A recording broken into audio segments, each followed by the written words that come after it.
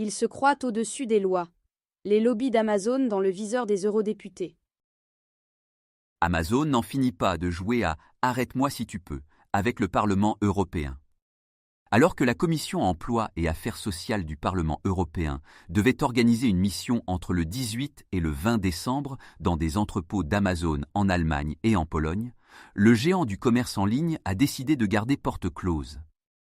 La venue des parlementaires, pourtant annoncée plusieurs mois à l'avance, a été refusée sous prétexte qu'elle coïncidait avec le pic d'activité de Noël, s'étrangle l'eurodéputée et présidente de la mission Leila Chaibi.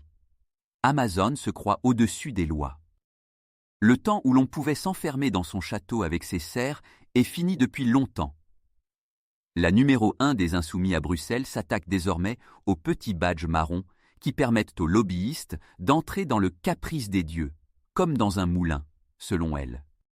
Accompagnée par d'autres parlementaires, Leila Chaibi va envoyer une lettre à la présidente du Parlement européen, Roberta Metsola, de retirer ses badges aux représentants des intérêts d'Amazon, tant que la société ne se plie pas aux règles de l'institution.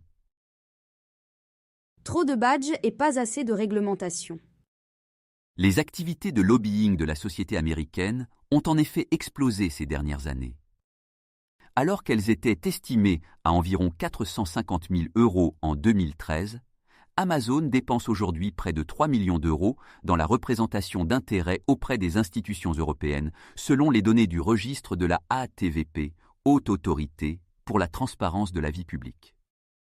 En addition des 11 équivalents temps plein, qui se consacrent à cette mission, Amazon précise que d'autres membres de l'équipe rencontrent les institutions pour des projets spécifiques, en plus de ceux déclarés. Ce n'est pas la première fois qu'Amazon est visé par une telle mesure, mais le chantage n'a encore jamais abouti. Il faut remettre les choses en ordre à Bruxelles, regrette Daniel Guéguen, vétéran du lobbyisme bruxellois. Celui qui connaît les institutions européennes jusque dans ses plus petits rouages est formel. Il y a trop de badges, et pas assez de réglementation. Une procédure complexe. Pourtant, le Parlement européen s'est récemment doté d'un code de conduite censé encadrer les pratiques des représentants d'intérêts. L'accès au bâtiment doit être annulé pour tout détenteur ayant refusé de se conformer à une convocation formelle pour assister à une audition ou à une réunion d'une commission, ou pour coopérer avec une commission d'enquête, confirme la communication du Parlement. Si des entreprises comme Amazon continuent d'y échapper, c'est parce que la procédure est complexe, selon Daniel Guéguen. Elle fait intervenir le secrétaire général et les quaestors, des magistrats chargés des questions administratives et financières concernant directement les députés et leurs conditions de travail, et laisse planer un flou législatif. Le détenteur du badge peut garder son précieux bijou si le groupe transmet des justifications suffisantes à ses faux pas, précise le Parlement européen. Un lobbying caché qui dérange. Surtout, le secrétariat du registre de la transparence, composé de seulement 10 équivalents temps plein pour 12 000 structures d'influence, n'a pas de réel pouvoir d'investigation.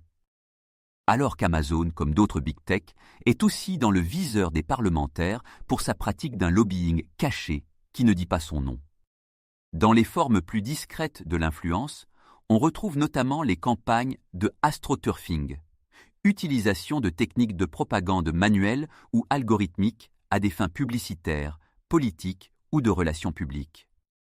Beaucoup de sociétés se cachent en réalité derrière des organisations marionnettes, financent et contrôlent des think tanks par exemple, pour orienter, fausser le débat et empêcher les autres d'être bien représentés, assure Georg Riekeles, ancien conseiller de Michel Barnier à la Commission européenne, et qui s'est frotté pendant 11 ans aux pratiques des représentants d'intérêts. Lui-même en a fait l'expérience. Après son départ de la Commission européenne, et alors qu'il travaille pour le think tank European Policy Center, il est contacté par un cabinet de conseil qui lui propose de travailler en catimini en tant que senior advisor. Le cabinet soutient un groupe d'éditeurs qui sont contre les droits voisins, mais il le fait pour le compte de Google, raconte Georg Riekeles, qui a refusé la proposition. Selon le Financial Times, Amazon a par exemple largement augmenté ses dons à 4 groupes de réflexion très prestigieux entre 2018 et 2021, dont le Center for Strategic and International Studies, le Center for New American Security, le Hudson Institute, la Brookings Institution et le Center for European Reform, CUR, ces dernières faisant partie des influenceurs des institutions européennes.